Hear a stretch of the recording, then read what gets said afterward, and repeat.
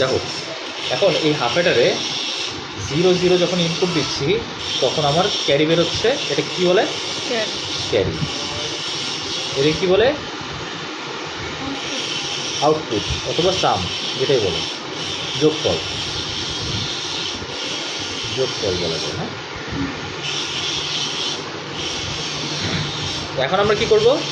এইখানে যে যোগটা করছি সেই যোগটা আমরা এটার মাধ্যমে দেখাবো। ঠিক আছে, এই ব্লক সিস্টেমের মাধ্যমে আমরা দেখাবো। এখন 0 আর 0 যখন যোগ করছি 0 আসছে, 0 আর 0 এখানে ইনপুট দিলাম, আউটপুট কী হয়েছে? 0। আর ক্যারিতেও চলে গেছে 0। এখন সেকেন্ড যে পোর্শন, সেকেন্ড পোর্শনে আমরা নতুন করে আবার ইনপুট দিই। এখানে যতগুলো ডিজিট থাকবে, যতগুলো বিট থাকবে, ততগুলো ব্লক তৈরি করতে হবে। ঠিক আছে, এইখানে থাকবে দুইটা ইনপুট, এই যে দুইটা ইনপুট, এই দুইটা ইনপুটটা এখানে যাবে। এই দুইটা ইনপুট হিসেবে কি কি আছে? 1 আর 1। ঠিক আছে, এটা কি? এটা হচ্ছে কি হাফ অ্যাডার।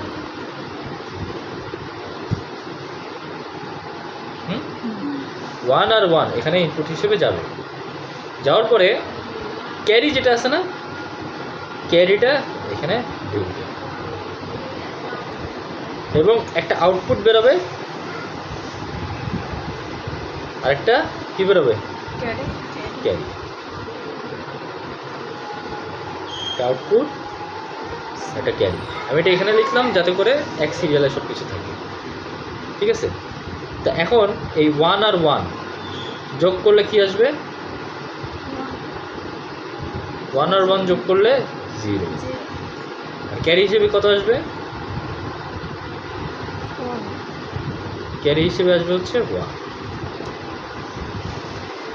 ঠিক আছে, এখন আমার আবার ইনপুট নিতে হবে, যেহেতু এই সেকশনে কাজ করবো। এখন এই সেকশনে কাজ শেষ, এখন এই সেকশনে কাজ করবো। এখানে কি আছে? আউটপুট, ইনপুট হিসেবে 1 আর 1। আর ক্যারি হিসেবে কি আসছে? একটা 1 ক্যারি হিসেবে ঢুকে গেল। এখন আউটপুট কি হবে?